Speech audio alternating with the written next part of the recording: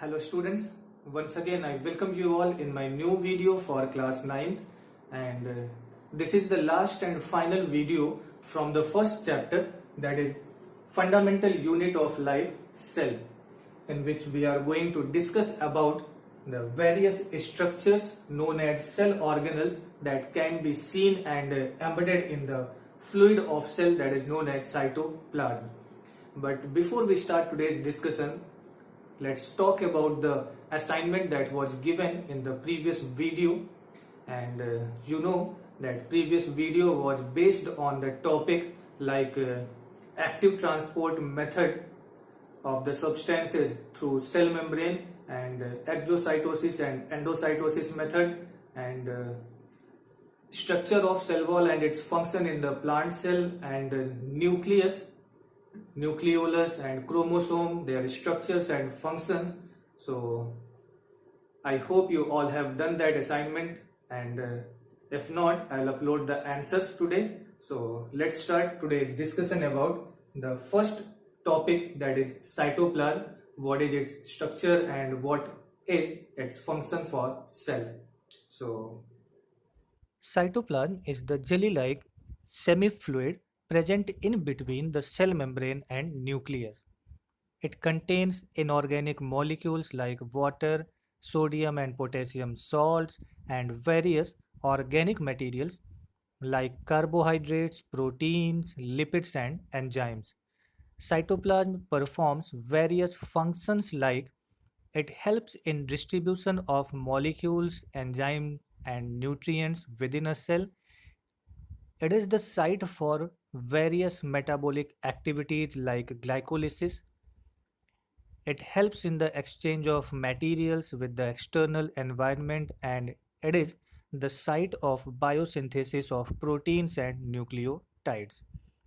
Now we will see the various structures that are embedded in cytoplasm, and these structures are known as cell organelles, which are living parts of the cell and membrane bound structures like endoplasmic reticulum, Golgi body, mitochondria, ribosome, and other, which perform their specific functions. So first we will start from endoplasmic reticulum. It is an irregular tube-like network of double membrane distributed over the entire cytoplasm in the cell.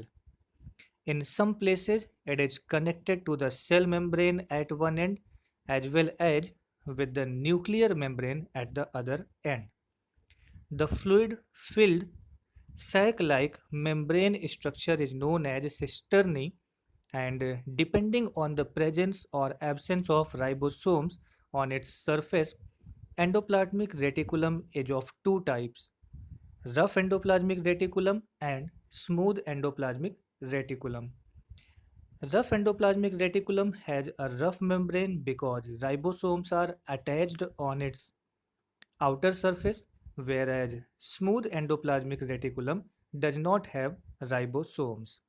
It performs various functions like endoplasmic reticulum forms the supporting framework of the cell, and it is also referred to as internal transport system of the cell. Protein synthesis occurs on the surface of rough endoplasmic reticulum by ribosomes, whereas lipid and steroid synthesis occurs on the surface of smooth endoplasmic reticulum. Now we will see the next organelle, that is ribosomes.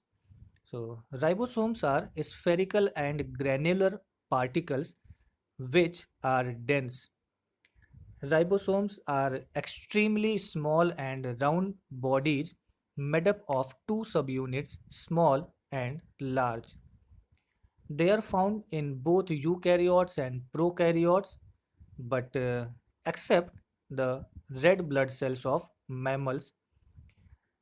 Ribosomes are performing the function of protein synthesis in a cell, so they are also known as factories for the synthesis of protein or protein factory of the cell. The next organelle is mitochondria. So mitochondria are found in all aerobic eukaryotes and absent in red blood cells of mammals and anaerobic protozoans and prokaryotes. Each mitochondria is bounded by a double membrane, an outer and an inner membrane. The outer membrane is smooth, but the inner membrane is pushed inward at intervals into the fluid part that is known as matrix, forming finger-like processes known as cristae. The mitochondrial matrix contains proteins, lipids, circular DNA, and RNA, and the inner membrane contains ATP synthesizing machinery called oxysomes or F1 particles.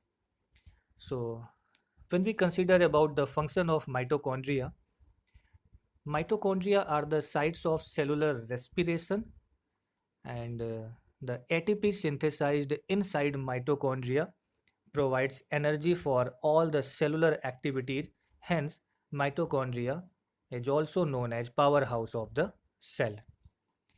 The next organelle that can be seen in cytoplasm is Golgi body or Golgi apparatus or Golgi complex. So these are membrane bound organelle. It is double walled structure consisting of flattened membrane sacs known as cisternae.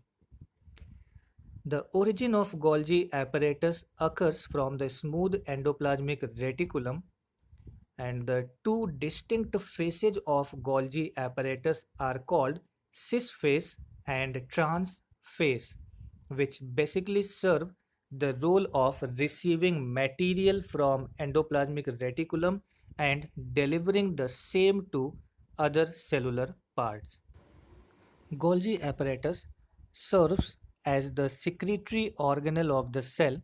The proteins, lipids, steroids, and some other substances pass from endoplasmic reticulum to the Golgi apparatus, and it modifies and packages these biochemicals into tiny secretory vesicles. These secretory vesicles then pass out from Golgi apparatus to various parts of the cell or even outside of the cell through exocytosis process. It helps in the storage, modification, and packaging of secretory products. The next organelle is lysosome. Lysosomes are tiny spherical membrane bound vesicles or sacs. They are formed by Golgi apparatus, and lysosomes contain powerful digestive enzymes for the digestion of various organic materials. They perform the function of intracellular digestion. They are like a waste disposal system of the cell that keeps the cell clean by digesting any foreign materials such as bacteria as well as worn out cell organelles. Therefore, they are known as digestive bags. The next main important organelle in plant cell is plastids. So, plastids are found only in plants and in some photosynthetic protistans. Plastids are the largest double membrane bound organelles present in the cytoplasm, and like mitochondria, plastids are semi-autonomous cell organelles because they possess their own genetic material and ribosomes.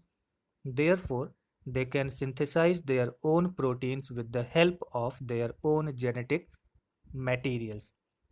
A plastid shows two distinct regions, grana and stroma.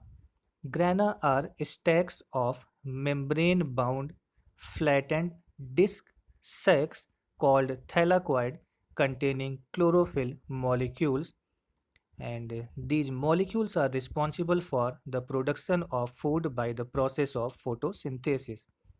The homogeneous fluid is called stroma.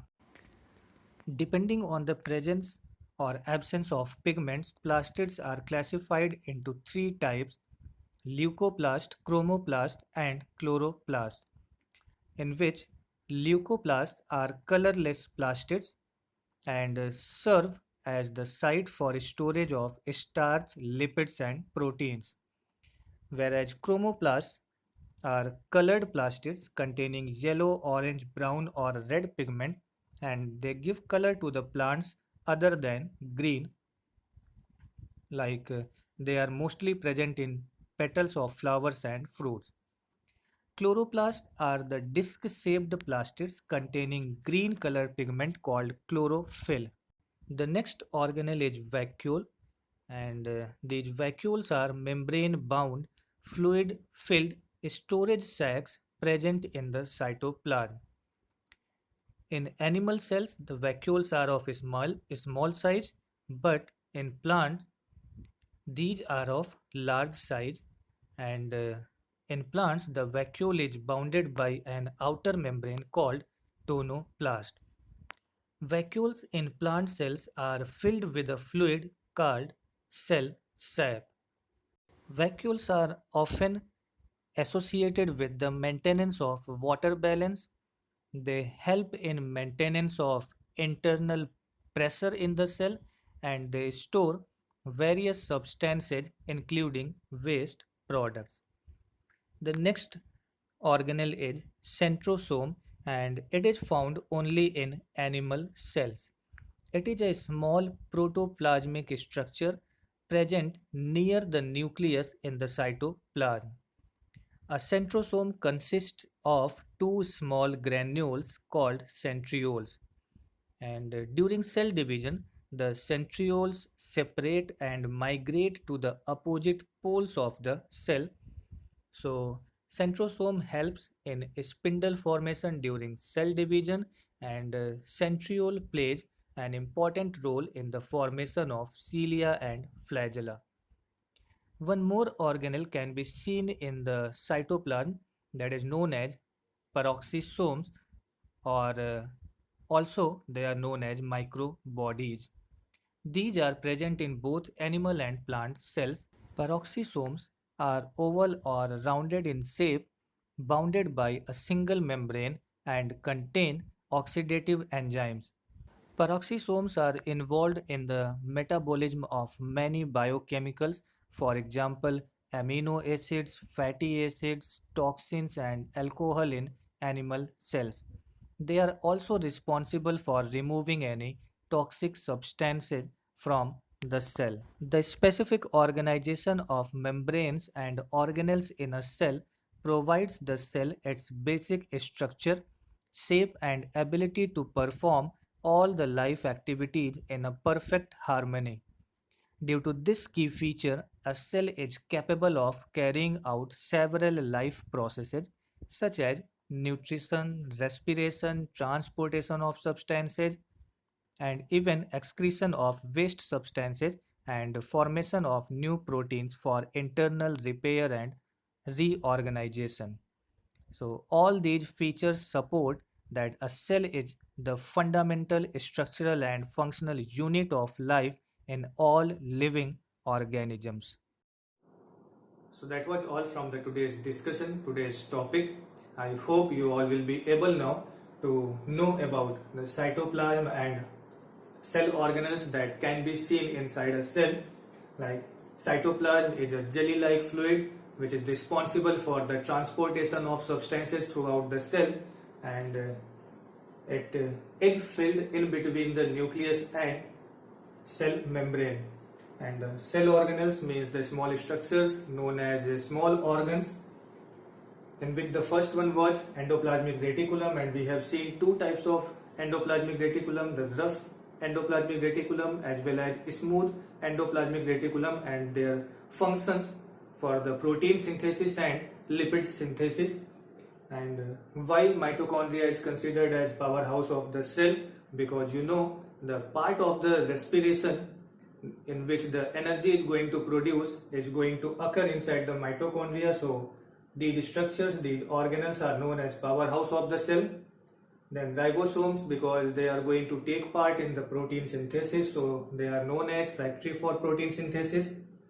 Golgi body, because they are going to perform the storage and secretions of proteins and amino acids. So one more cell organelle is there, that is known as lysosome, and you all are aware about its suicidal nature because it contains some lytic enzymes which is able to digest its own cell. That's why the lysosomes are considered as suicidal bag for the cell. Then we get to know what are plastids in plant cell, like leucoplast, chromoplast and chloroplast. Then we have seen the function of vacuoles in plant cell and animal cell. Then centrosome, that are present only in animal cell and they are going to take part during the cell division and to form spindle fibers there. And finally peroxisome. So I hope this session will be beneficial for you to understand all these topics, and at the end of today's video I'll provide you some assignments related to the today's discussion. So in the next video we will start the new chapter. So till then, take care of yourself and be safe.